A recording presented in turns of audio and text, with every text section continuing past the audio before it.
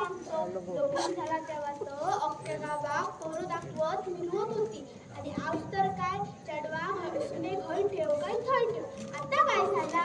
भय गो, त्याच्याकडे बघून वाटा काय अगदी आदर्श सासू सुनेची जोडी असा. पण आता त्याच्यावर सुन वाजला. अगो, मी आता ऐकलेलं जिलान घरात काहीतरी आणलेले आहे. ता औषध आपल्या चढवाक दिल्यास. अगं हायचं काय कारण झाला? आऊस ती ना चढवाक काहीतरी देत आलीस. चढू काय रोज रोज येता. 2 दिवस माहेरपणा केला तर देतलीच ना. अगो, ह्या आपण म्हणतो पण जाकाळ आणलेल्या तर सुनेक लय आवडलेला. पण सुनेन तसा साव होय होता ना साशीये. त्या झुडतारक मेल्या सगळ्याच आवडता. काय ना आवडणं असं होणार नाही. ह्या मात्र खरं. पण पुढे काय झाला? ता काय माका ठाऊक नाही. पण आवाज लय मोठ्या येत होतो. हंगलावर तुका अर्ध्या गावाची माहिती. हेरशी नाही तर तुका अख्ख्या गावाची माहिती असता. अगो, एवढ्याशा ठिणगीवरसून पुढे पांड्याच्या घरात वनवता नाही लागायचो ना. अगो, म्हणजे काय तर धड सांग नको. अगो बसान गे ग, नंतर सांगतोय.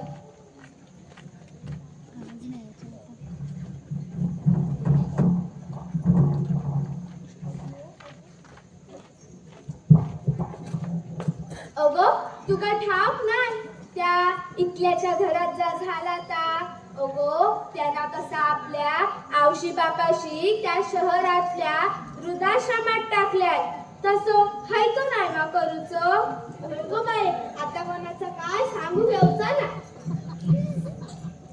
भय गो, आता काय देवाकच काळजी.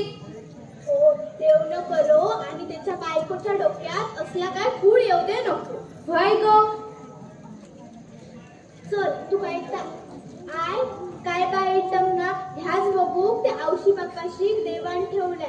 बोटाक चिमटो काढून 4 पोरांका वाढवलेले. मी आता ऐकलंय त्या लहानग्यात खर्च काढून नोकरेक लावलेले. पण त्याच्या बायकोनच भांडणात कारण केल्या. आणि हो बायकोचो बायको काय बोलली काय पुढे काय बोलणारच नाही. घरची कसं सांगतात तुझेच मम म्हणा. तसं यो बायकोन सांगितले काय मम म्हण. अगं ह्या मग ना पांड्यासारख्याच झाला. अगं तो पण ना आपल्या बायलेच्या सांगण्यात नव्हता. देव न करो पण त्याच्या बायकोच्या डोक्यात असला काय खूळ येऊ दे नको. भय गो, अगो बाय त्या गावातली ना भरपूर जण गेली वृद्धाश्रमात. अगो मेल्या त्यांच्यासाठी जीव चुरचुरता ग. अगो, त्या गावात माझी भरीस आहे ना. ती त्या दिवशी इल्ली ती तू या ओळखतस ती गो. खायची ग? तिने साडी दिल्या ती गो. हा तिला माका गुलाबी साडी दिली ती ना. अगो हो, ती सांगी होती माझ्या वाडीतल्या काल आपल्या औशी बापाशी नेऊन टाकणार वृद्धाश्रमात. घे बाय माझे. अगो मेल्या थंय तरी ती सुखी हत काय जाना कोण. होय, सुकी कसली पोरांच्या आठवणी रडतोच बिचारी. हे का असल्या पोरांची आठवण काढू गोई.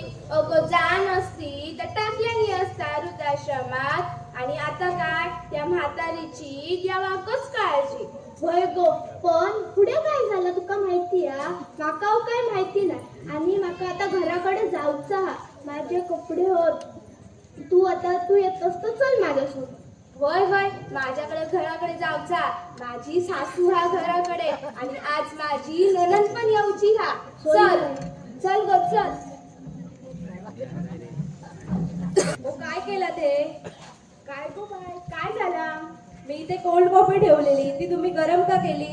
गो, ती थंड झाली ना म्हणून मी गरम केलंय. माका वाटला थंड कशी पिशील. हो ती कोल्ड कॉफी असते, ती थंडच प्यायची असते. होय, माका काय माहिती. चुकला गो माझा.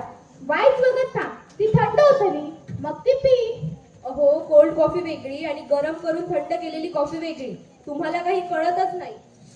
असं ते गो, मला काय कळणार नाही. पण तुमचं काय वेगळं आमचं काय वेगळं. आम्ही जा केलं तर तुमका येऊचा नाही आणि तुम्ही जा करताला तर आमका येऊचा नाही. ओ म्हणून काय झालं? तुम्ही माझ्या प्रत्येक गोष्टी ढवळ ढवळ का करत असता? आता मी तुझं काय केलंय? हो अशा कितीतरी गोष्टी आहेत ज्या तुम्ही केलात. मी गेल्या वेळी पिझ्झाचा डो तयार केला, त्याच्या तुम्ही पुऱ्या बनवल्या. मी आणलेला कॉर्नफ्लॉवर मैद्यात मिक्स करून टाकला. माझा ड्रेसिंग टेबलवरचा कॉम्पॅक्ट झाडू मारताना फोडून टाकला. हे काय आणि ते काय सांगायला गेलं तर अशा हजारो गोष्टी सापडतील. काय सांगतस? कसलं डो? अगो त्या पुरियेचा पीठ होता. मैद्याचे पुरिये बरे लागतात ना. माझ्या जिल्ह्यात खाल्ल्या. आणि कसली कंप्लेंट? कंप्लेंट नाही हो, कॉम्पॅक्ट. कॉम्पॅक्ट म्हणतात त्याला. ते नाही का तोंडाला लावायची पावडर असते ती. काकाने मुद्दामून नाही पाडू. का बरा हा फुटत पण नाही. बघितलंय मी उचलून ठेव. हो, म्हणून काय झालं? तुम्ही माझ्या प्रत्येक गोष्टी ढवळढवळ करत असता. आता एक काम करा, तुम्ही माझ्या बेडरूम मध्ये येऊच नका आणि माझ्या कोणत्याही गोष्टीला हात लावू नका. आता ऐकलेला प्रसंग आणि तुमच्या आमच्या समोरचा प्रसंग हा काही वेगळा नव्हे. आत्ताच्या घडीला प्रत्येकाच्या घरात असे प्रसंग पाहायला मिळतात. पण आत्ताचा हा अति महत्वाचा प्रश्न आम्ही आपल्या समोर सादर करीत आहोत. रंगदेवता आणि नाट्यरसिकांना विनम्र अभिवादन करून आम्ही आपल्या समोर एबीएम शिवभक्त मंडळ सादर करीत आहोत आई वडिलांचे मोल. एबीएम शिवभक्त मंडळ सादर करीत आहोत आई वडिलांचे मोल. या नाटिकेतील पात्र परिचय: गजाली करणाऱ्या बायकांच्या भूमिकेत हर्षदा धुरी आणि रिया सुनील धुरी. गजाली करणाऱ्या बायकांच्या भूमिकेत हर्षदा धुरी आणि रिया सुनील धुरी. सुनांच्या भूमिकेत सिद्धी धुरी आणि राणी धुरी. सुनांच्या भूमिकेत सिद्धी धुरी आणि राणी धुरी. सासूंच्या भूमिकेत अनु धुरी आणि मयू सावंत. सासूंच्या भूमिकेत अनु धुरी आणि मयू सावंत. नातूंच्या भूमिकेत आदित्य धुरी आणि दुर्वेश धुरी. नातूंच्या भूमिकेत आदित्य धुरी आणि दुर्वेश धुरी. आश्रम व्यवस्थापकच्या भूमिकेत चिकू धुरी. आश्रम केअरटेकरच्या भूमिकेत समीर धुरी. मार्गदर्शकच्या भूमिकेत रिया मंगेश धुरी आणि विनोदी भाच्याच्या भूमिकेत आर्यन धुरी. विनोदी भाच्याच्या भूमिकेत आर्यन धुरी. आम्ही आपल्या समोर ही नाटिका सादर करीत आहोत. याचे नाव आहे आई वडिलांचे मोल. धन्यवाद.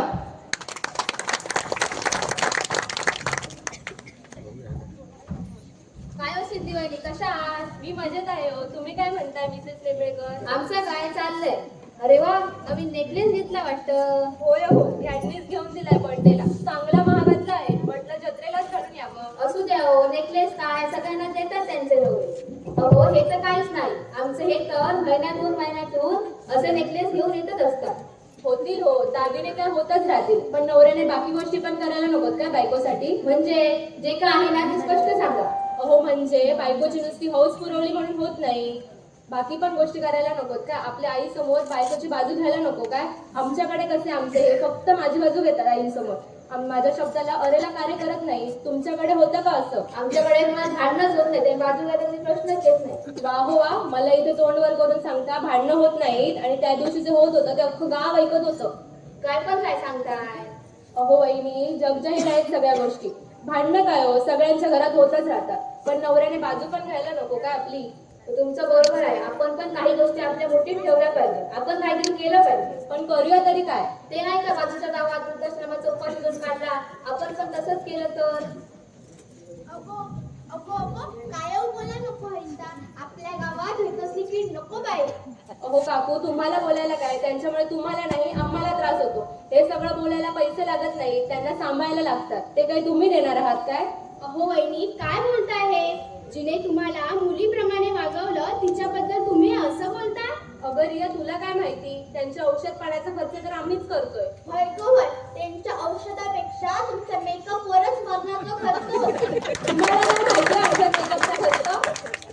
आताच बघ किती झोपाड्यात फासून गेला. अहो काकू, थांबा जरा. आणि हो वहिनी, तुम्ही पण जे बोलताय ना ते फार चुकीचं आहे. अगं रिया, तुला काय माहिती? अगं त्यांच्यामुळे आम्हाला त्रास होतो. तुम्हाला काय माहिती? तुला आता कसं बोलताला? आता मी बोलले ना मेकअप वर किती खर्च होता तो. आता कसं शांत झाली शालू झाली आता कुणाचं नाव? शांत झाली शालू झाली आता कुणाचं नाव? आला बाबूराव आता आला बाबूराव.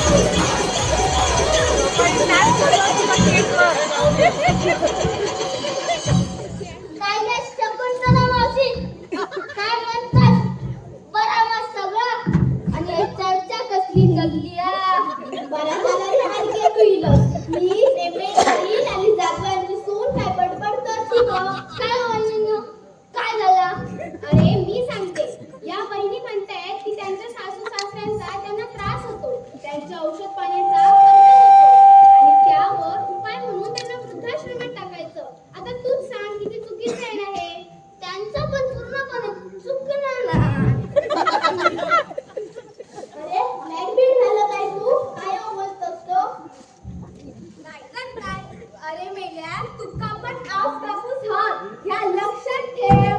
हो काकू, पण त्याचबरोबर त्यांना बायको सुद्धा आहे, हेही लक्षात ठेवा. एक काकी, माझं असं म्हणणं नाही की आई बाबा चुकत, पण आता माझं पण संसार आहे आणि बायका पोरांसाठी माझं पण काहीतरी कर्तव्य आहे. त्याच्यामुळे थोडं आई बाबांकडे दुर्लक्ष बसलं, मग तुम्ही थोडं ऍडजस्ट करू पाहिजे. अरे ऍडजस्ट कित्याक करू पाहिजे? तू काय ऍडजस्ट करू गेला नाही? अरे काय बोलतोयस तू हे? तुला पण आई बाबा आहेत ना, तुझ्यावर चांगले संस्कार केलेत ना त्यांनी, मग कशाला तू असलं काहीतरी बोलतोयस? नाहीतर काय. आपल्या टोचून असं वाटतं, जसं पण संसार करतो लोक येतो म्हणतो एकटा आणि तुका सरळ रवा केला ना आणि संसार करतो लोक. ए शकुंतला मावशी, जराशी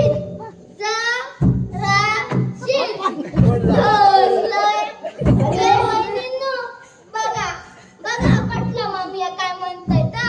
अहो भाऊजी, आपली पिढी लाख गोष्टी करेल, पण यांना काय पटायला नको.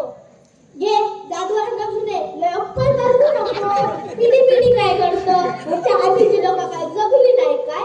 आम्ही तर सगळ्यांनी एकत्र दिवस काढले, पण तुम्ही तर पोरग्यांका आणि आवशी बापाशिंका सांभाळूनच रडतास. नाहीतर काय. सासू सासऱ्यांना बाहेर काढून कोणाचा संसार झाला, औषधी बापा शिंदा उंडा टाकून कोण सुखी राहताला. घे आम्ही काय आमच्या औशी करणार आहे, आमचा पण आमचं आयुष्य आहे. अरे आयुष्य काय करतं, ह्याच्या आधीची लोक काय जगली नाही काय? आम्ही तर जाऊ घेऊन एकत्र दिवस काढले, पण तुम्ही सगळ्यातच आपल्या रडत असता. नाहीतर काय. आवशी बापा शिंगा उघड्यात टाकतालाच तुम्ही, त्यांची काय काळजी घ्यायचाच नाही. आम्ही काय त्यांना उघड्यावर टाकून देणार नाही आहोत, पण ते जर वृद्धाश्रमात राहिले तर आमचं जगणं सोयीस्कर होईल. आणि तशावर हे जर वृद्धाश्रमात गेले तर त्याच्या त्यांना थोडी माणसं भेटतील, म्हणून म्हटलंय या वयात आजारपणा पण काही कमी नाही होत. इतक्या कळताना मग त्यांना एकटो कित्याक सोडतं? तुझ्या पण आजारपणा तुका असाच सोडणार आणि काय रे? ह्याच्यावरसूनच कळता तू आज 2 बाटले पिऊन इलो असतो. हो काकू, त्यांचं कर्तव्य होतं ते. अगं कर्तव्य असलं म्हणून काय आला, ते का पारूक नको का? हो काय बोलताय तुम्ही हे? त्यांचं ते कर्तव्य आणि तुमचं ते काहीच कर्तव्य नाही. अगं रिया, आम्ही असं म्हणत नाही, पण आमच्या पण काही गरजा आहेत. अगो गंजा वेगळे कित्याक होय? नाहीतर काय. नुसती तुका गरजा करत असतात. आणि काय रे, आज लय ढोसून इलास वाटता. हे माझी पॅका मी आज ढोसलोय. कोणाकडून घेतला असलाय? काय माहित नाही नाव त्यांचा, धुरीच होते ते पण. एखाद्यातच काय माहिती. आणि पैसे कोणले का तुका? खिशात होते पडलेले ते घेतलंय. नक्कीच ऑनलाईन असतले. जाऊ दे, थांबू आता. सगळं जत्रेला आलोय ना, तसेच देवाचं दर्शन घेऊया आणि जाऊया घरी. चला. चला. गोमंदा काय झालं? होय नाही गोपाले, नाटकं काढून चाललंय. तू येऊ नयेस ना? होय गो, बऱ्याच दिवसांनी दिसतो. काही नाही होतं काय? होयच होतंय गो. बरं नव्हता थोडे दिवस. काय गं बाई, काय बरं नाही? काय नाही, रोजचं. हा वय झाला ना, आजारपणा काय येत नाही. माझा पण काय तसा, आज काय होय दुखता, उद्या काय थोय दुखता, पण आपले झील होत ना ते बघतली आपले. अजूनपर्यंत बघले नाही, पण आता पुढचं काही सांगू द्यायचं नाही. आता कालच्या दत्तूची गोष्ट इली तर सरपंच कानावर. होय गो, बातमी इली माझ्या कानात, पण जा काय घडला तर बरा नाही बघ. आता काय जगातच नाही बघ, कलयुगच इलो हा. माझ्या मनात तरी काय नाही, पण तुझ्याकडचं ऐका जीव चिरचुरलं माझं. होय गो, काय करत ग, माझ्या नशिबाच्याच भोगत ते भोगच होय. तो आता देव कधी ह्याच्यातनं सुटका करता तर ती देवाकच माहिती. असं म्हणू नको कले, सगळं बरं होताला. पण तू काय सांगू? काय ग? तू जर तुझ्या सुनेक आणि जिलात जर आधीच रकात दाखवलं असतं तर बरा झाला असता. गो काय सांगतो रे तुका, मी आयुष्यभर माझ्या जिल्हा कधी हाताचा पोट लावत नाही, तर आता काय सांगतलं आणि तर काय नाही परक्याचा कोण त्याचा काय बोलतलं बाई. आमचं ह्याच चुकता. आम्ही येऊ लगीन करून इलं तेव्हा आमच्या साक्षीची किती भीती होती. होय तर. घरात काय करूचा इथपासून घरात काय आणूचा या सगळ्या साक्षी विचारून केलं. होय गो आम्ही कधी विचारतो मी तर विचारणार पण नाही आणि आम्ही केलं नाही करूची नाही. विचारूचा बरं निघो कधे पण गावभरांनी चर्चा तरी करून देत नको. होय गो खरं सांगा तर चार चौकात आवशी बापाची शिका काय किंमतच ठेवली नाही बघ. होय होय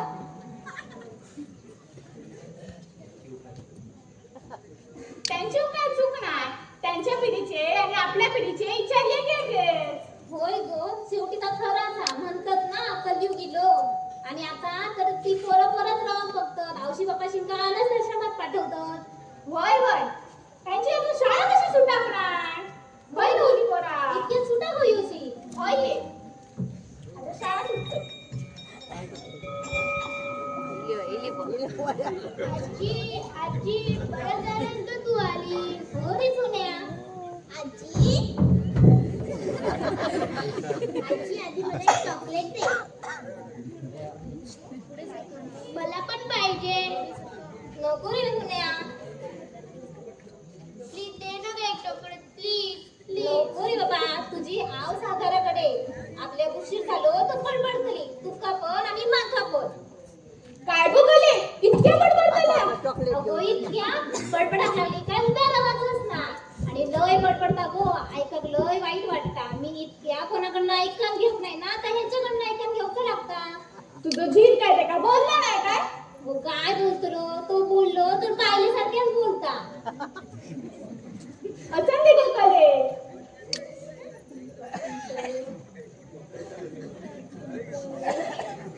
काय काय आजी काय चाललंय तुमचं मगासपासून. हो ना आम्हाला तर काहीच समजत नाहीये. समजा काय तासभर राहा आणि समजलं का तासभर सांगू नको. कोण आले ना गं तुका. आजी आम्ही लहान असलो तरी आम्हाला थोडं समजतं. ते सोड घरात जे होतं तेच पाहून आम्हाला वाईटच वाटतं. बघलो न गो सांगलेलंय माझं नातू गुणी हा ते का आजी होई असता पण माझ्या सुनेक नकोय ना की म्हणून का पाठवून का जास्त माझ्याकडे. तसं माझं ना तू लय गुणी हा. हडेचा धडे कोणा काय सांगूच नाही. होय गो काय या आमचं नशीब बरा हा की आमचे नातू गुणी आहात. होय होय कळलं नाही बाबा तुम्हाला. आजी तुला एक सांगू जेव्हा तू आणि मम्मी बांधतात तेव्हा मला वाईटच वाटतं. त्या दिवशी जसे तुला मम्मी पप्पा बोलले तसे तुला वृद्धाश्रमात नाही ना पाठवणार. तू नाही ग मला सोडून जाणार. अरे माझी किती पण इच्छा असती तरी तुझे आऊस बापू जो निर्णय घेतील तो माका मान्य करूनच होयो. आजी तुला मी जाऊ देणारच नाही. नको रे बाबा नको. हेच ते माझ्या रवलेले जन्माचे भोग. कले तुया काय वाट झील सून तुझे नसले तरी हो नातू तुझोच हा. होय गो ता मात्र खरं बोललंस. चला आता जाऊया घरा. लय उशीर झाला. चल गो माझ्या एकटाच जाते हा. चल चल. चला दे. चला निघा तुम्ही आता तुमचं खूपच झालं. तुम्ही जा वृद्धाश्रम. अगो मी असं काय केले पण तुम्हाला वृद्धाश्रमात पाठवतो. काय काय आणि किती किती सांगू. अशा कितीतरी गोष्टी आहेत ज्या तुम्ही केल्या. अगो म्हणा तुम्हाला घर बाहेर काढतं ना. ह्या घर मी आणि माझ्या घोवा कष्ट उभ्या केलं. ह्या घरातनं बाहेर काढण्याचा अधिकार तुका नाही माझ्या घोवा काऊन आहे जिला काऊन आहे. घर तुम्ही उभं केलं म्हणून काय झालं. पोचतोय तर आम्हीच ना. चला निघा तुम्ही आता. तुमचं रजिस्ट्रेशन केलं आहे ऑनलाईन. तुम्ही एक क्षणभर पण थांबू नका. निघा तुम्ही आता. ही बॅग घ्या आणि चला.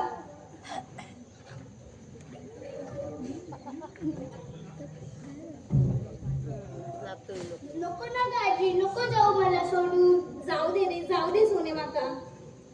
आजी तू गेलीस तर मला सकाळी जाताना कोण भरवणार.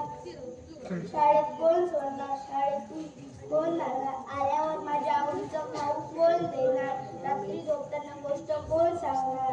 अरे माझी गरज संपली. ह्या करू सगळं तुझी मम्मा असा. मका जाऊ दे आता. सांग ना आजी नको जाऊ मला सोडून. जाते. हे दुर्वेश इकडे त्यांना जाऊ देतो. तुम्ही जा चला.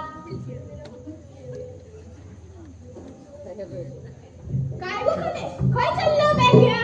अहो मंदा काकू त्या चालल्या आता तुम्हाला भेटतील की नाही काय माहिती. कशा गो? अहो त्या वृद्धाश्रमात चालल्यात. ती जाता काय तू पिटाळतोस तसा? हो पाठवते मी त्यांना कारण आता माझी सहनशक्ती संपत आली आहे. हाच शेवटचा उपाय.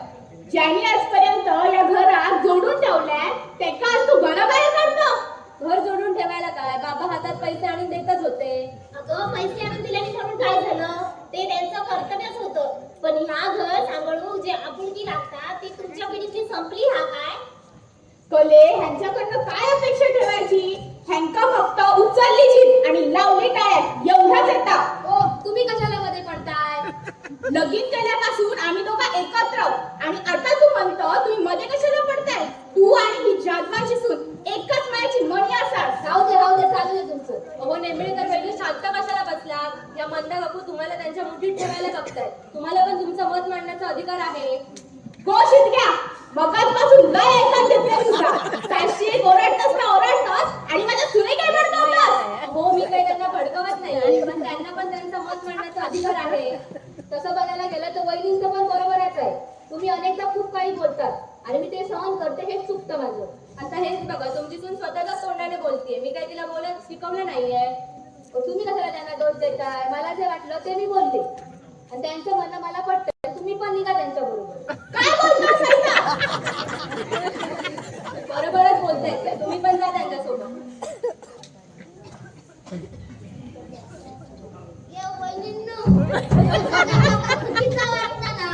ए आर्यन जरा थांब तू.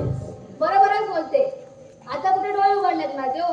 प्रसिद्धी वेळी पत्त्या द्यायला ते रजिस्ट्रेशन करते. निघा तुम्ही आता. चला निघा तुम्ही सगळे. तसा काय माका चुकीचा वाटला नाही. शेवटी त्यांचा तुमची अडचण. त्याच्यापेक्षा जर वृद्धाश्रमात गेली तर त्यांच्या जीवात आराम आणि सुनेच्या सगळ्याच गोष्टी खट पडतो तो तुमका. सुनेच्या कामात धाकीच पटा काढसा. तुझं तोंड बंद कर. आमका आराम तू सांग. आणि मी काय म्हणतो या बघ मावशे या वहिनीचा निर्णय माका पटता पण आता माका असं वाटता की तू यांच्या बरोबर खाऊनच काय रे तू? काय तू तिचं भाचं मला रवा केलंस ना मग तसंच राव. खेका उगा तिच्या जीवनाचे निर्णय घेत. हिका आश्रमात पाठवायचा नाही काय पाठवायचा निर्णय घेण्यासाठी हिचं झील असा. तुका काय घेऊची गरज नाही. हय भाचं मला रवा केलास ना मग तसंच राहू ना. एक काकी ही रवान करतली तरी काय हिचं झील सुनाचं परदेशात ही काय बघतो लिहिली गोल त्याच्यापेक्षा यांच्या बरोबर वृद्धाश्रमात गेली तर काय होता नाही. अरे पण अगं तू गप्प जसं ह्या सगळ्यांनी निर्णय घेतल्याने तसं हेने घेतलाय ना आणि ह्याच्या निर्णया माझं झील काय विरोध करूच नाही त्याच्यामुळे मी आवडत. आता कसं बोललं. चला तर मग काय विषयच नाही. या तिघी जाती वृद्धाश्रमात. चला जाऊया आता. आपल्या घरातले दिवस संपले. थांबा कोणीही कुठेही जाणार नाही. जाऊ दे रिया जाऊ दे आम्हाला. असं कसं तुम्ही म्हणू शकता? सगळं कुठे काही संपलंय? ह्या सगळ्या मिळून तुम्हाला घराबाहेर काढतायत आणि तुम्ही निमूटपणे ऐकून घेताय. हे घर तुमचं पण आहे ना मग तुम्ही हे घर का सोडून जावं? असं ते गोरिया आमचे आता दिवस संपले. आम्ही वृद्धाश्रमात जाणार ह्याच बरोबर असा. असं कसं तुम्ही म्हणू शकता? अगं रिया त्या जातायत ना मग जाऊन देत त्यांना. तू कशाला अडवते? ही आमच्या घरच्या गोष्टीमध्ये कशाला पडते कोणास ठाऊक. बघा तरी. अहो वहिनी घरातल्या गोष्टी जर घरातच सॉर्ट आउट झाल्या असत्या ना तर बरं झालं असतं. पण तुम्ही तर सगळ्या गोष्टी चव्हाट्यावरच आणलात नाही का? त्या दिवशी जत्रेत जे काही घडलं ते काही वेगळं नव्हतं. त्या जत्रेत घडला तर घडला. आता जातात ना मग जाऊन दे. नाहीतर काय जातायत ना त्या. तू कशाला आम्हाला समजावण्याच्या भानगडीत पडतेस? तुझं काय आम्ही ऐकून घेणार नाही आहोत. मला माहिती आहे की तुम्ही माझं काहीच ऐकणार नाही. एवढे दिवस समजावून सुद्धा तुम्हाला काही समजलंच नाही मग आता काय समजणार आहे? आणि म्हणूनच तुम्ही काय म्हणता की आमची पिढी म्हणून तुमच्या पिढीला समजेल असंच प्रॅक्टिकल उदाहरण देते मी. म्हणजे सांगते सगळं सांगते. आता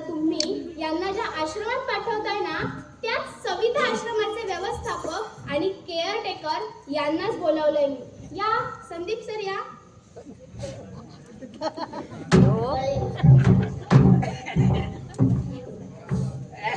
नमस्कार, मी संदीप परब आणि हा आमच्या आश्रमाचा केअरटेकर. नमस्कार. अगं रिया, यांना कशाला बोलावलंयस तू? सांगते, सगळं सांगते.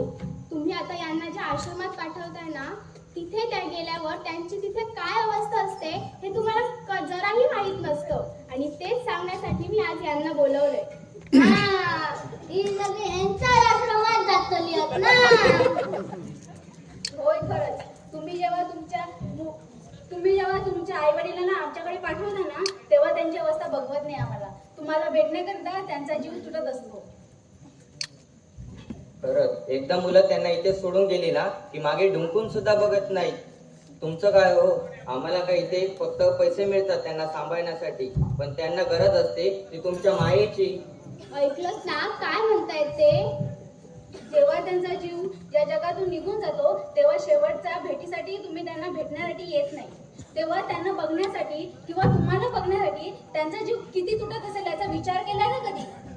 खरंच ही लोक तिथे आपल्या वयाच्या माणसांबरोबर वेळ घालवतात, पण ते तिथे कधीच सुखी नसतात.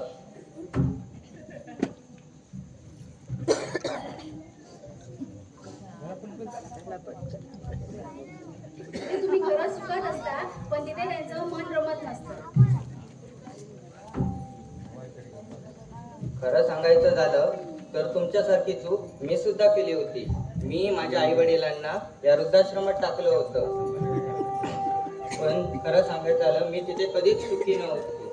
मी आणि माझी बायको मला वाटलं सुखी राहू, पण तसं काहीच झालं नाही. नियतीने सारं काही माझ्याकडून हिरावून घेतलं होतं. म्हणजे झालं असं की आमच्या भांडणामुळे माझी बायको आणि मला घर सोडून गेली. मग मी पुरता एकटा पडलो होतो. वाटलं आई वडिलांचं मायेचं चर आता तरी माझ्या डोक्यावर राहील, पण तसं काही झालं नाही. त्याच काही दिवसात मला समजलं माझे आई वडील मला सोडून देवाघरी गेले. होय, खरंच. असा एकही दिवस जात नाही जेव्हा याला याच्या आई वडिलांची आठवण येत नाही. कळालं मी यांना का बोलावलं होतं ते. हो, तुम्ही त्यांना आश्रमात पाठवता आणि मोकळे होता, पण त्यानंतर तिथे त्यांची काय अवस्था असते हे तुम्हाला किंचितही माहीत नसतं. ज्यांनी आयुष्यभर तुमच्या इच्छा आकांक्षा पूर्ण केल्या, तुमच्या वस्तूंना हट्टांना अगदी तुमच्या मतांनाही कधी न कंटाळता, ज्यांनी तुम्हाला कशाची कधीही उणीव भासू दिली नाही, त्यांना मात्र आज तुम्ही तुमच्या सोयीसाठी वृद्धाश्रमात टाकताय. अगं रिया, थांबा बहिणी, बोलू द्या मला. खूप दिवस ऐकून घेतलं तुमचं. तुम्ही काय म्हणत असता की त्या तुमच्या गोष्टींमध्ये ढवळाढवळ करतात, पण तुमची एक गोष्ट लक्षात येत नाही की त्यांचा काळ वेगळा होता.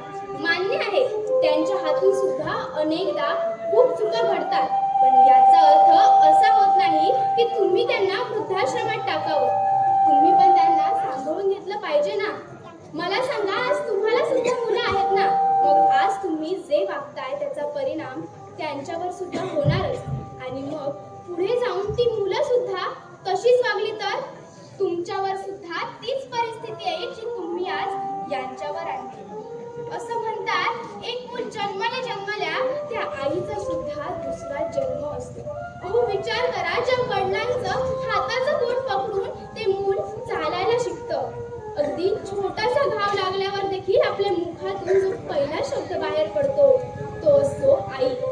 बालपणी आई वडिलांशिवाय एक क्षण देखील न राहू शकणारं ते मूल आज म्हणतंय आई वडिलांची गरजच संपली आहे. किती वाईट गोष्ट असेल ना ही त्या आई वडिलांसाठी. अहो, ज्यांनी तुम्हाला त्यांच्या तळ हाताच्या फोडाप्रमाणे जपलं, त्यांच्यासाठी मात्र आज तुमचं काहीच कर्तव्य नाहीये. रात्र उशाशी बसून तुमच्या आजारपणात तुमची काळजी घेतली, मात्र आज तुम्हाला त्यांच्या आजारपणात साथ द्यावीशी वाटत नाहीये. अहो खरंच सांगा, मग काय उपयोग असेल आयुष्यभर खस्ता खाऊन जीवाचं रान करून ज्यांनी तुम्हाला लहानाचं मोठं केलं, मग त्यांना जर असंच वृद्धाश्रमात जायचं असतं तर मग जन्मालाच का घातलं असतं तुम्हाला? सांगा ना. अहो, ज्यांनी तुमच्या प्रत्येक गोष्टीत तुम्हाला साथ दिली, तुमच्या प्रत्येक चुकीवर पांघरून घातलं, त्यांना मात्र आज तुम्हाला पांघरून देखील घालावं असं वाटत नाही. अहो, ज्यांनी आयुष्यभर तुम्हाला त्यांची फर्स्ट प्रायोरिटी मानली, त्यांच्यासाठी मात्र आज तुम्ही त्यांचं कर्तव्यच विसरून गेला आहात. किती वाईट वाटत असेल जेव्हा हे सगळं ती आई वडील ऐकत असतील त्यावेळी. विचार करा तुम्ही. अहो, म्हातारपण म्हणजे काय असतं? दुसरं बालपणच ना. मग ज्यांनी आयुष्यभर तुम्हाला तुमच्या बालपणात साथ दिली, तुमच्या प्रत्येक मताला घेऊन तुमच्या पाठीशी खंबीरपणे उभे राहिले, त्यांना मात्र आज तुम्ही तुमच्या म्हातारपणात साथच देत नाही आहात. अहो, ज्यांनी तुम्हाला हाताचं बोट धरून हात धरून तुम्हाला चालायला शिकवलं, त्यांचं मात्र आज तुम्ही हातच सोडून देत आहात. किती किती त्यांना वेदना होत असतील हे सगळं ऐकताना आणि उघड्या डोळ्यांनी पाहताना. विचार करा. मी आपलं माझं म्हणणं मांडलं. तुम्हाला जर पटत असतील गोष्टी तर घ्या, नाहीतर पाठवा त्यांना. जातायत त्या, जाऊ दे. माझं म्हणणं नाहीये. खरंच आमचं चुकलं. खरंच रिया, आमचं चुकलं. आम्हाला माफ कर. माफी माझी नको तर त्यांची मागा. खरंच आमचं चुकलं. आम्हाला माफ करा. खरंच मावशे, माझा पण चुकला. तुम्हाला तुमची चूक कळली ना, त्यातच सगळं आलं. होय, ज्याचा शेवट गोड ते सगळंच गोड. असा कसा? याने जा केल्याने त्याचा प्रायश्चित्त नको घेऊ काय? बरोबर आहे. प्रायश्चित्त तर घ्यायलाच हवं, आणि ते प्रायश्चित्त पाद्यपूजेशिवाय उत्तम असूच शकत नाही. मान्य आहे आम्हाला प्रायश्चित्त. चला तर मग. मावशी बसून घ्या.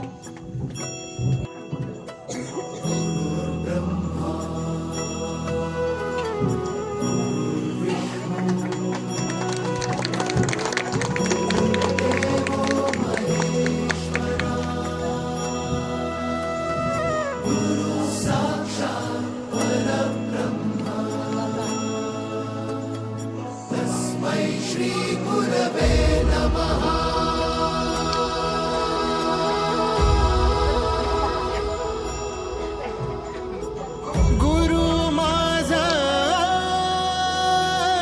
गणगोत, गुरु हीच माऊली.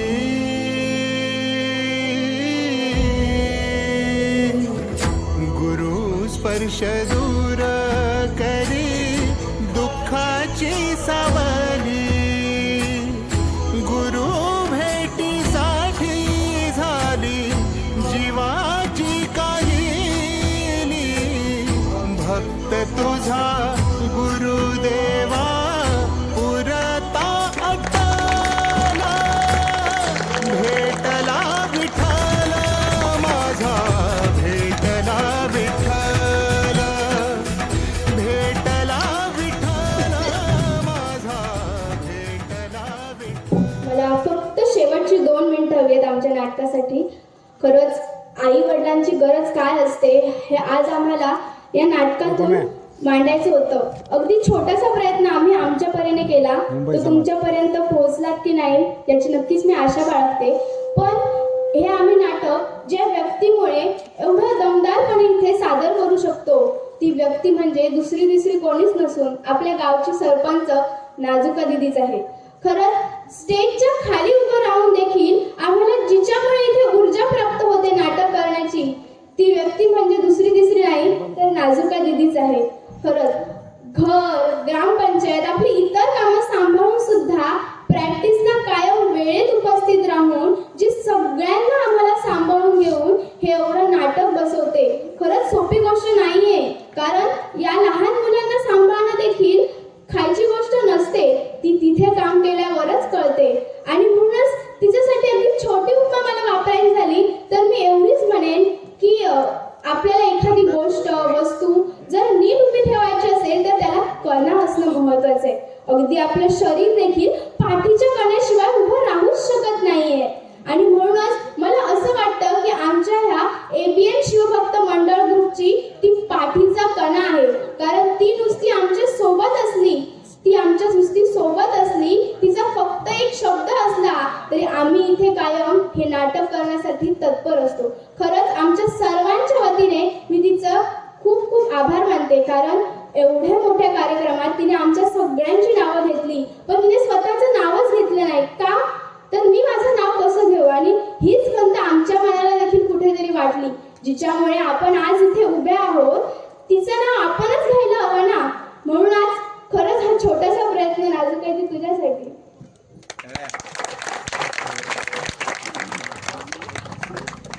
हॅलो